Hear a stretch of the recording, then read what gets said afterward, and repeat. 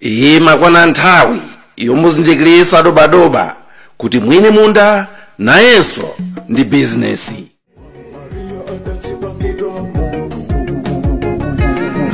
Watu wapenda dote waona ine waona satate zina la Tate ndi la Mwana ndi la Mzimu Woyera. Amen. Chaulere cha Mbuye athu Yesu Khristu, chifundo cha Mulungu Atate komanso mphatso za Mulungu Mzimu Woyera zikhale nanu abale.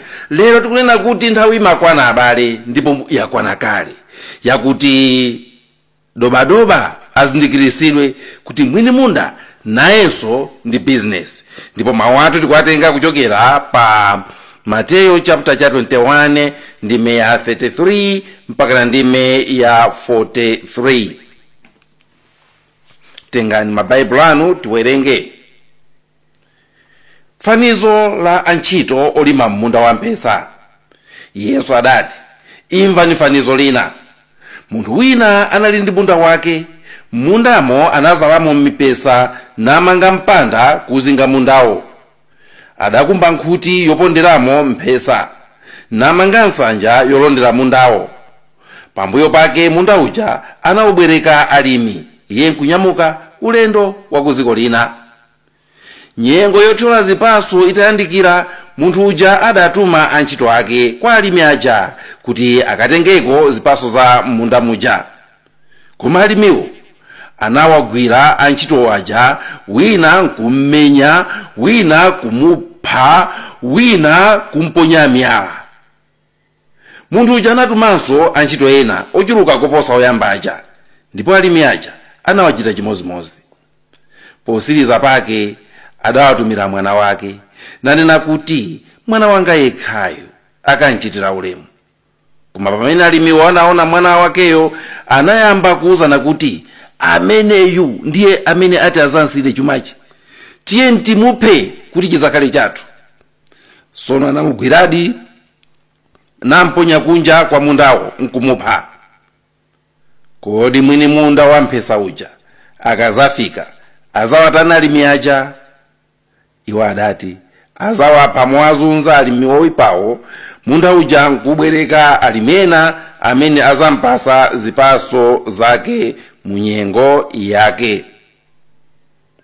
Mthenga wa Ambuye. Ulemu kwa inu Ambuye Yesu Khristu. Moyo wa dziko lino ndi moyo umene timakhala modalirana komanso motumana. Palibe munthu amene angapange zinthu zonse yekha, palibe. Chifukwa Mulungu anapanga zinthu zochuluka kwambiri, mwakuti palibe munthu amene angazikwanise yekha. Pogawa mphatso zake, Mulungu Mzimu Woyera sagawa momirayi koma mombwembweza, 1 Korinto 12. Mwakuti tikanati anthufe tizikhala ndi nthawi yokwanira yozitambasula ndi kuzitulusa mphatso zathu, bwenzi dziko lili patali, bwenzi dziko lili patali. Koma ambiri tazikwirira, enafe sitikudziwa kuti zili kuti, enafe basi timangokhalabe kuti bora ndikukhala. Chifukwa chochuluka mphatso, anthu ena amakhala otanganidwa kwambiri. Ile wapita uku, mawapita kuja, nkucha pita kuja, mwakuti akungoyenera nditu apeze ena oti azisamalira zina ndi zina zimene iwaja aziyamba. Mpeza lini ma business fall, ina ya utakapo, ina kumunda kuja, ina chanapo, ndiyo amangoyenera kuti apeze ena ona kuti azisamalira zimene zija. Ampeze wina wake. Ngati uli ma business fall, konse kusunga khale koweka. Kwina koma siyako wina m'malo mwako. Amene wansiya kumene koyo ndi amene lero tifuna kuti timutchule Dobadoba kapena tenanti. Azitamanga m'malo mwako. Nayenso kumbali nayi natola kena kake kuti akajendana ku nyumba, natola kena kake kuti akamwere mazi. Koma nakumbukira kuti ndili pano chifukwa cha bwana anga aja, ndipo ndiyenera ndipange zona kuti waja apeze phindu, pakuti nawonso ndi business. Chifukwa cha kuchuluka kwa mphatso, ena amachitidwa hayala kuti ayendesere anzawo china chake m'malo mwa eni akewo. Komanso chifukwa cha kupereweredwa kwa luso, munthu umatha kukhala ndi mwayi opeza chinthu china chake koma luso lake lochiyendesera ulibe.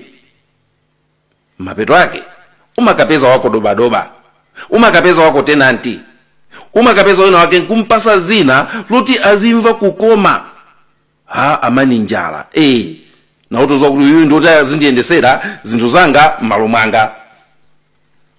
Munthu wagula minibus koma sungathe kuyendesa, umapezera wina wake woti azithamangathamanga azishantinga.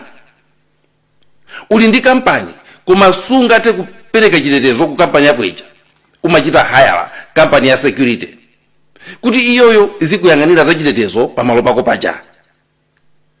Uzalipira iwowo, iwo azilipira ntchito awo.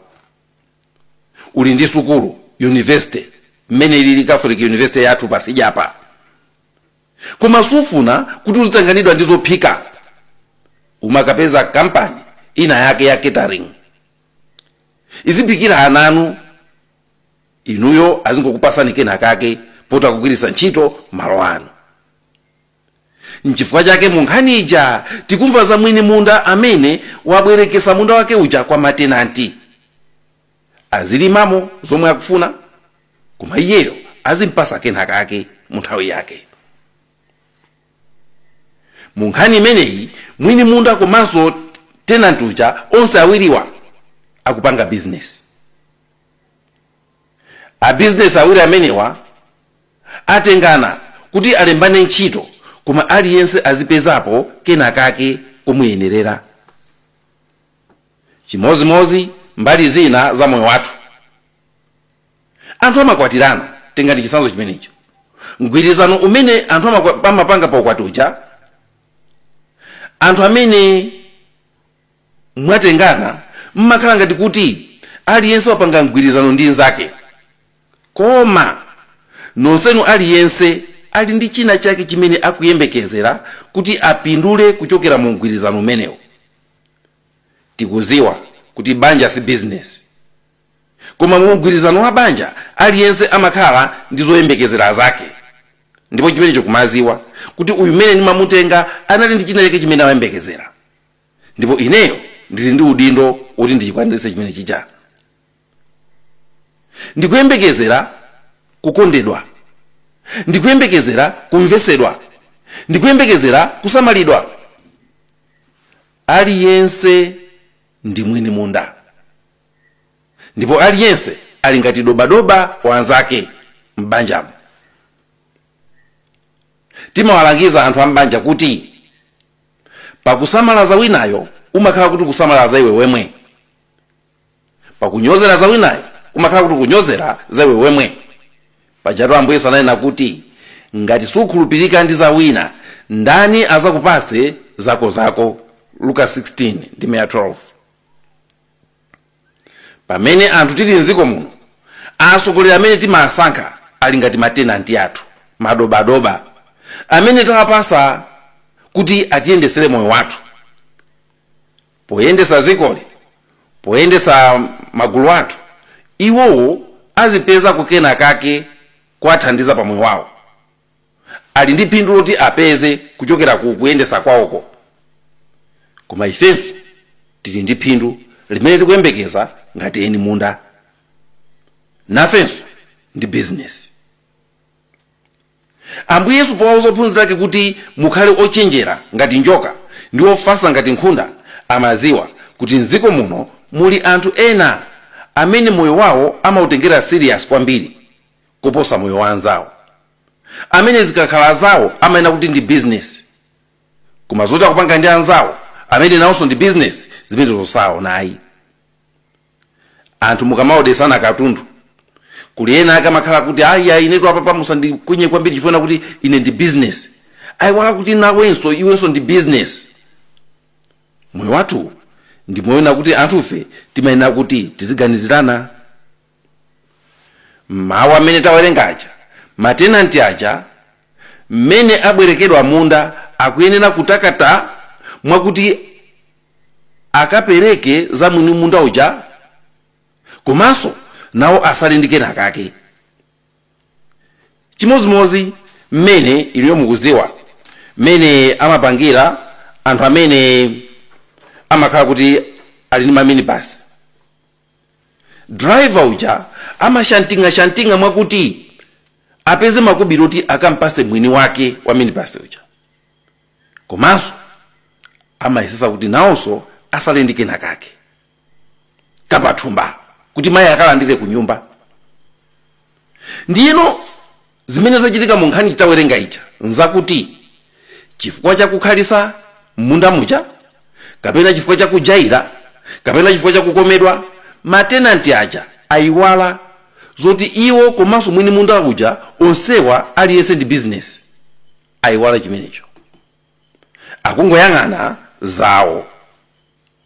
Afikano potenga munda uja ngati wawo, angopanga nawo zomwe akufuna. Mwini munda uja akafunsa angoyankha za mwano zawo. Akatuma munthu kuti akatenge zokolola akumamulalatira kapena kumukhapa mutu asazabwerenso, ena akuapha kumene. Business yalowa mutu madobadoba aja, yalowa m'maganizo ndi mutu momwe kuphatikizira mu mtima mwawo. Changosandukano chizolowezi moyo wawo, ndipo kwa iwowo kumeneko ndiye kuchenjera pa town. Kuti anchenjerese mwini munda uja asampase kena kalikonse. Kumukazika mu mphanthi mwini munda, mwakuti mwini munda uja kungoti kukamwa kakasi. Zili ngati opanga rendi minda ya parish, maparish athuwa. Kumakhala anthu ena ake kuti parish ili ndi munda, ndiye parish chimene kuti tabali mani apa. Chifukwa chakuna kuti anthu aja akhala kulima minda ija kwa nthawi yayitali, ngakhale anthu owaona amangona kuti mindayo ndi yawo. Komanso nawonso amayamba kumayiwalisa mwini munda uja kuti munda uja ndi wake. Ayamba kuyiwalisa parishija kuti munda uja ndi wake. Kenaka ayamba kumanga mu nyumba, ayamba kumanga mu zisakasa, mpaka ndithu ndikulanda munda uja. Maparishi athu ambiri aluza malo nkhani zake matenanti ngati amenewa. Amene nthawi zina makhala kuti mwina anali akulu ampingo, mwina anali agulupa, mwina anali ndani, pang'ono nalowesa mu zizukulu zawo, malo aja apita. Kungoyiwalisiratu parishija kuti munda uja ndi wake. Anawo ansogolo mukazati muzakumbuse chimenecho amayamba makani. Amakutengerani ku khoti, amakutengerani ku bwalo. Inu ndikuwaluza mwina malo aja, mwinanso ndikuwalipira malo oti anali anu. Dobadoba amatha kulanda munda. Kuli ma minibasi amene driver wasanduka ngati mwini wake wa minibasi ija. Poyamba amabwera nayo nthawi yabwino, nabweresa kena kake kuzasira ainake aja. Koma kenako wamba kumabwera nayo nthawi imene akufuna iye, pata topere iye kupanga makobiri akepo mbamene atabwerese. Akamabweresa nkhani ku zambirimbiri, akamaza isiya atayiwononga, bora iye wapanga zake. Ndikumapeza kuti driver uja akupanga makobiri ambiri kuposa mwini wake wa minibus uja. Iye ali pa business, ali serious kwambiri, kuma ali serious pa business yake ya iyeyo. Sali serious pa business ya mwini wake uja, wachosapo mtima wake pamene paja. Kuiwala kuti mwini uja nayenso ndi business. Mchimozi asogoleri amene powasankha anali anthu aulemu. Kumabweresa chitukuko apa ndi apa, ukuso nawo kumavala majekete. Nanga sazinena kuti ndolemekezeka. Kuma kenaka ndikutayirira mwakuti mwini ziko uja adakayenda pansi mpaka na pano, iwo pano akuyenda mu ndege. Akuyenda mu ndege. Ali bize kutolera chuma, ali bize kusolola, ali bize ndikatangale. Munthu wakumuza akati afunse kumukalipira uzi wachaniwe. Wina akati kodi apa bwanji kumpangira chiwembu asowe. Wina akati nanga apa kumupha. Ayiwala kuti iwo pokhala pamenepo amafuna zithandizika komanso anthu powasankha kuti akhale pamenepo nawonso amafuna azithandizika, nawonso ndi business. Akati ayendese chuma angoyendesa chuma cha m'mabuku chosampindulira nkomwe munthu wakumuzi. Chuma uku chikunkana chikwera moyo wa anthu nausika chuma cha mtundu chani. Komano mawu amene tawerenga aja akunena kuti tenant wotereyo akuyenera aziwisidwe kuti iye zake akukhala nazo serious kuti zimuyendere. Akamakhala mu office muja kukhala serious ngati akupanga mauza abwana ake akupanga zake, kukhala ngati wantchito wanchigayo amene mawamona kuti azika mayunisi amene abwana ake ampasa akuika mayunisi yake. Inu mwachiona chigayo ndithu chikupukusa chikugaya kwambiri, koma pakutha pa masiku pakutha pa zaka ogayisa mu chigayo ndi amene ali makubiri ambiri kuposa mwini wake. Kutengera serious zachezo za bwana ake osazitengera serious. Ntchito yakeyo akuitenga kuti ndi business, ndi mchere wake. Koma tenant amene dobadoba amene asaiwale kuti nayenso mwini munda akaona mundawo naye ndi business yake, naye ndi business yake, naye akufuna apindule kuchokera ku munda umenewo. Dobadoba asamakhale ngati kuti mundawo ndongotumikira ma business ayiye yekha. Dobadoba aziti ndi business yaine, abwana anganso ndi business. Chimozimozi pamene Mulungu adatipasa moyo anthu fe ndi kutipasa matupiwa, ife ndi matenanti adobadoba oyendesa moyo ndi thupi limene Mulungu anatibwerekali. Mmene moyo wanga ukuyendera ndi business yanga, ndikuyenera kukhala nazo chidwi chifuna kuti moyo Mulungu andipasa kuti ndi wanga. Koma ndisaiwale mwini munda Mulunguyo, mwini thupili. Mulungu sanga ngotilenga kuti iye asapezepo kanthu. Mulungu nayenso akuyang'ana pompa, ndipo nayenso ndi business. Nayenso ndi business, akuyembekezera kenaka kuchokera ku moyo wanga. Akufuna aone phindu la munthu amene adamulenga. Timanena kuti Mulungu adalenga munthu kuti ambwezere ulemu wake. Iniyo mukuziwa kuti anthu ena amene moyo wawo aulanda kwathunthu m'manja mwa Mulungu akungowuyendesa okha. Mulungu anadula kalekale moyo mwawo.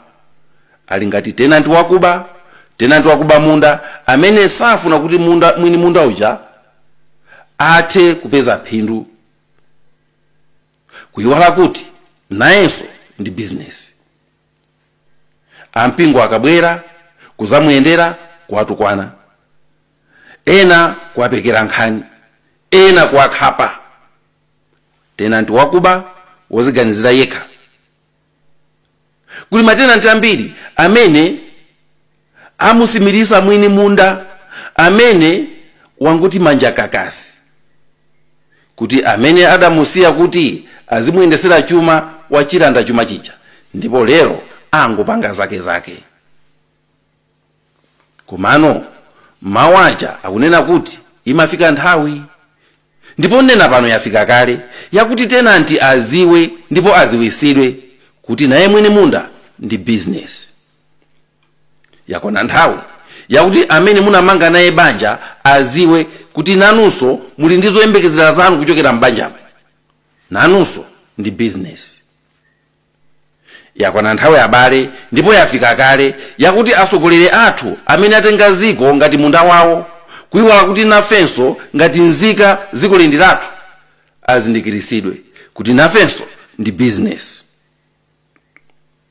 Munthu amene akupanga business amadana ndi anthu amene akumpangisa malosi. Munthu amene ali serious ndi business amachosa onse amene akuoneka kuti sakugwira ntchito moti impindulire iye monga mwini business. Ukawachosa mpamene amaziwa kuti mwini munda uja nayenso inali business. Chifukwa kuli eni munda ena amene sasa malako zimene madobadoba wakupanga, sasa malako zimene matenanti awo kupanga mapeto acha mazazindikira too late kuti business yawo ija yalowa pansi. Koma umasowa pena pake umfinye dobadoba wakocha, umasowa pena pake umfinye tenanti wakocha azidziwa kuti nawenso ndi business. Ambuye Yesu akufunsa mawu aja kuti nanga Mwinimunda uja azatani nawo alimi obwerekedwa mundawa, ndipo akuti azawaononga, ndipo munda uja azapasa alimi ena amene azampase zipaso mu nthawi yake. Akuterotu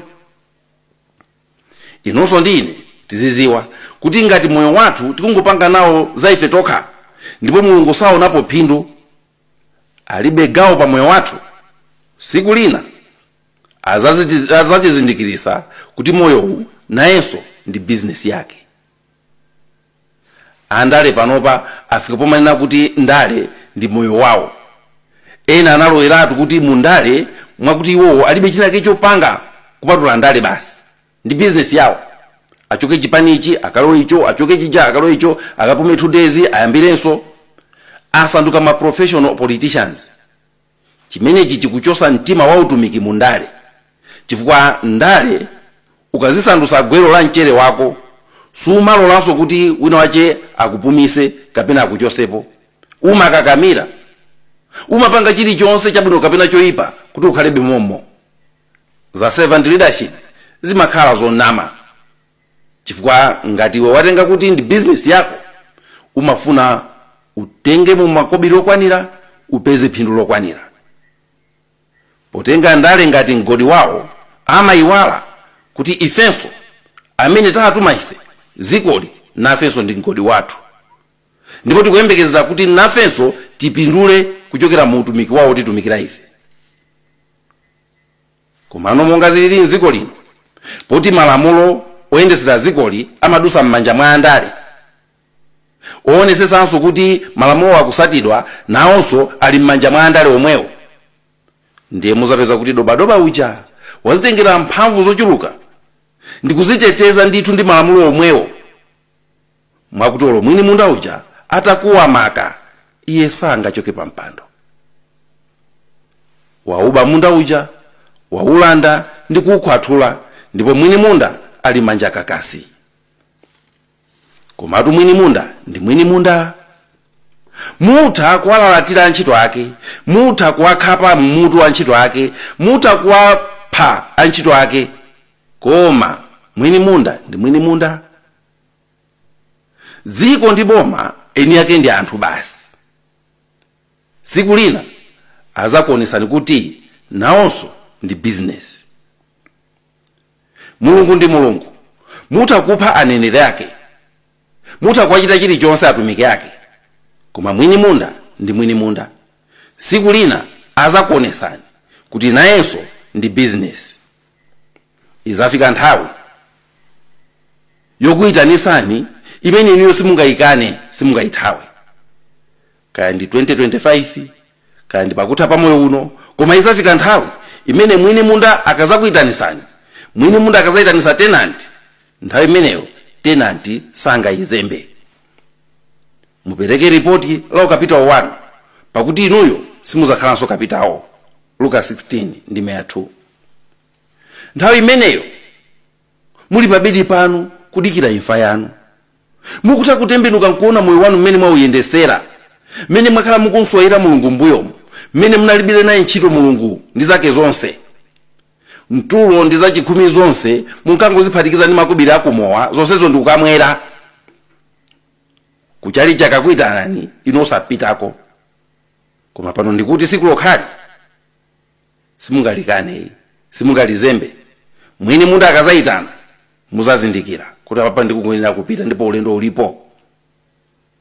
Muzanyamuka ngati kapitawo amene anaba munda, kapitawo oyipa. Muzizaona chisankho chili mkati, ndipo inuyo mukazikocheza pena pake kuopa BP, kuti BP munaingakwere uku mavoti nawo erengedwa. Muzayang'ana mbuyo ndikumbukira anthu onse amene amakulangiza nino samva, anthu onse amene amakuzuzula nino samva, amphawi onse amene amalira kuti inu ife tikuvutika kuno, inu osamva. Nthawi imene muzakumbukira muli pena pake mavoti nawerengedwa. Muzakumbukira ulaliki wangawu, muzakumbukira makalata onse amabishopu, muzakumbukira mayankhidwe anu othawathawa. Koma siku ilili lizakukanikani kulithawa. Izakhala nthawi yoti tenanti azindikiritsidwe kuti Mwinimunda Nayenso ndi business, and therefore he means business. Mulungu wamphamvu zonse tikuthokozani kuti mmatinyemerako ntchito zanu kuti tikugwirireni. Tikupemphani muzitikumbusa nthawi zonse kuti ife ndife ntchito chabe, ndipo tikuyenera kuti tizibweresa kwa inu gawo la zimene ife takolola, kuphatikizapo moyo wathu omwe umene ndi wanu ndithu.